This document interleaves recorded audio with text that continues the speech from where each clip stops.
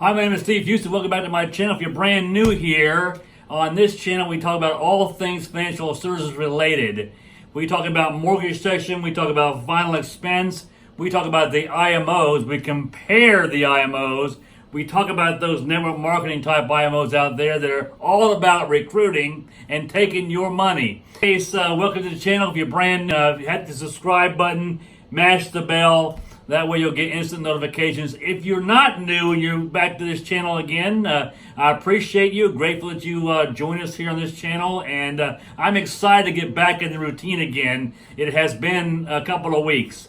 Moving the studio and redoing some things, but we're back. I'm back. And Angela will be joining me again on some live streams. We're going to be doing some live dials as well, starting those on Saturday, so look forward to doing those as well. But today, I want to talk to you about something I get a lot of questions about when it comes to my agents and also some of you folks that have been calling me from this channel. This video is about the law of decreasing responsibility, something I go over and over again a lot of times with my agents. And that is that, do I sell them whole life? Do I sell them term? Do I sell them an investment product? Look, if you're working the leads in this industry, most of the leads are generated on mortgage protection and final expense, which typically is a term product for mortgage protection and maybe a whole life product for final expense, right? So I don't go in there selling an investment vehicle. But when you're talking about to someone that's younger, and by the way, our industry is really the target person that's filling out our lead sheet is about 55 years or older. That's about average, right? So we're not talking to a lot of young folks. But if a young person fills that out, or we're working outside the lead system, right? You want to sell them or encourage them or advise them to buy the proper amount of coverage. It's not just about the mortgage, it's also about income replacement, right? I can tell you right now that the millennials today aren't worried about mortgage protection necessarily, but they are concerned about loss of income. They are concerned about income replacement. If I can't work, how do I exist? How do I continue on if I'm disabled and can't work, right? So income replacement is huge. Or your spouse passes away. You don't only lose them, right, and their income, but you lose the income for life. So that's a consideration. So this law of decreasing responsibility, I drew a map here for you. I feel like that guy on TV, Fox News, what's his name? But anyway, I do this chart here. It's the law of decreasing responsibility. Let me see if there we go. The light's not gonna glare on the box. But again, it talks about, let's just say, for example, you're talking to somebody at age 35, right? In the early years, you need a lot of coverage because if something were to happen to you, like in my case, when I was 25, 30 years old, I had $3 million of term coverage on myself. Why? Because I had children. My dad passed away at age 47 with no life insurance whatsoever, and it really had a major impact on the family because we lost him and we lost the income that he was generating for the family, and it put college in question. It put our home in question. We had to move in with my mom's mother, right? All these things. So when you're younger, you have all those kind of responsibilities, and typically most people are on a budget. So being able to get a lot of whole life or a lot of universal life coverage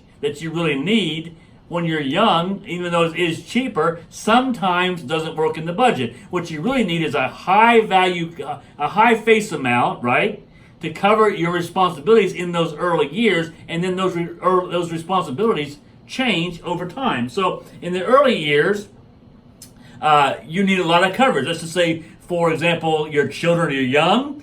So again, like I said, something happens to you, puts college in question. You have a lot of debt, so if something happens to you, the surviving spouse is not able to manage the bills. You have a mortgage, right? These are the things that you want to protect. Loss of income, like I said, would be devastating. And in the early years, you don't have a whole lot of money, right? But you have a lot of responsibilities. So if you remove, and I tell this to my own clients, I go, look, I get that you think you have enough coverage, but let me ask you a question. 30 days from now, right?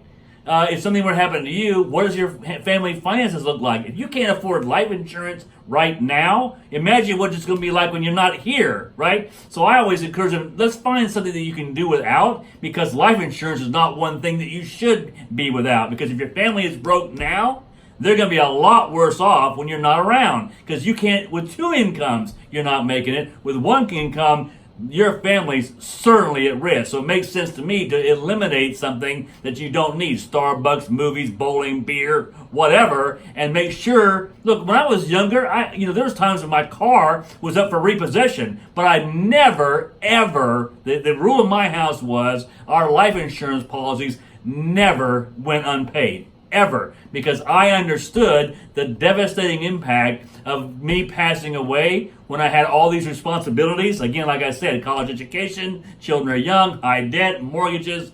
The loss of my income would have been devastating. And all you're doing by doing that, and this is what you need to tell young folks is, you're passing the legacy of poverty onto your family by not protecting them. Because without your income, they're out.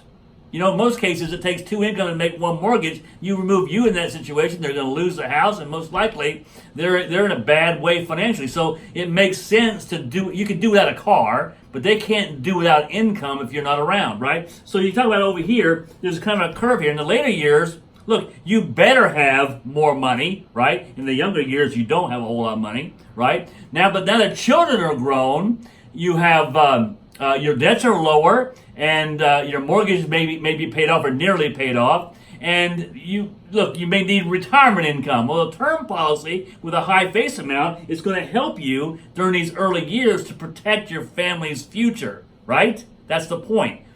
And you have very little money, right? So as things go on and you get older, your responsibilities start to decrease, your income starts to rise, right? And now you're focusing on retirement income. So you over here, you're now age 60. So in the early years, you need a lot of coverage, but in the later years, you don't need a lot of coverage. What you need now is retirement income.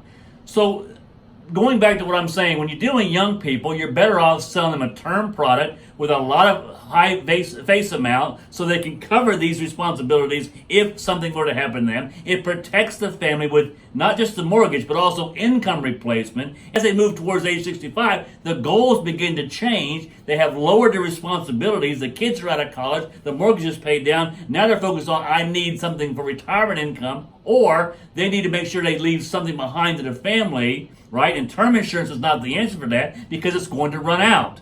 Right, so what they need is permanent insurance. They need a whole life policy, or maybe even a IUL or a smart UL, whatever it is, right? So it will spit off. I would argue that it will also spit off cash value, but the cash value is a side deal, right? I don't really focus on that. I focus on the fact that the policy will be there when they need it.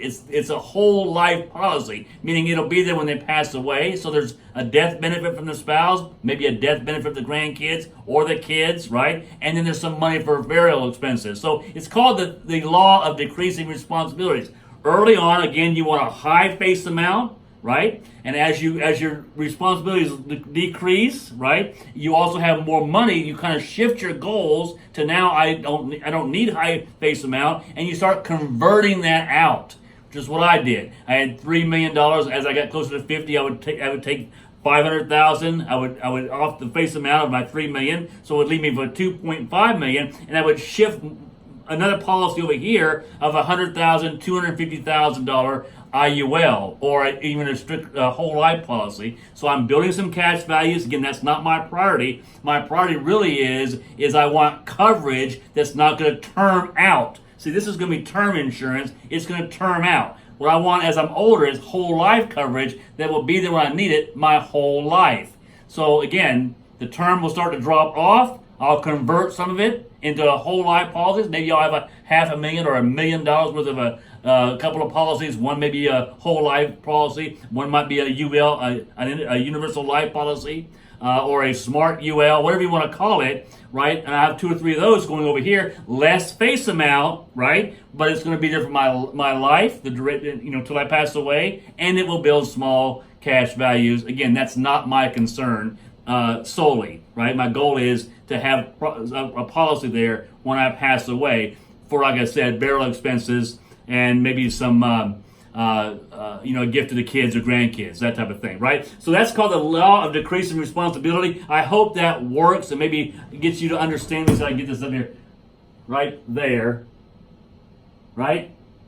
Again, high face amount when you're younger because you have more responsibilities. Low face amount, but permanent insurance when you're older because you have less responsibilities, but now you're focused on, your goals have changed. You're looking for a product that will be there when you need it, when you die, right? And term insurance won't do it. Most term insurance policies you can't get or can't afford past 80, 85 years tops. So then you need to shift into a whole life or an index universal life product that will be there until age 100. All right, hope that makes sense. I enjoyed being back with you again. Make sure, again, if you're new or if you've been here a while but you haven't committed to mashing the subscribe button, that you do that. Hit the bell right next to it. That gives you instant notifications for live streams. The live streams is what we're going to be doing for live dials. You can sit there and watch myself or Angela probably do live dials, live call-in leads, booking appointments. Very, very valuable training.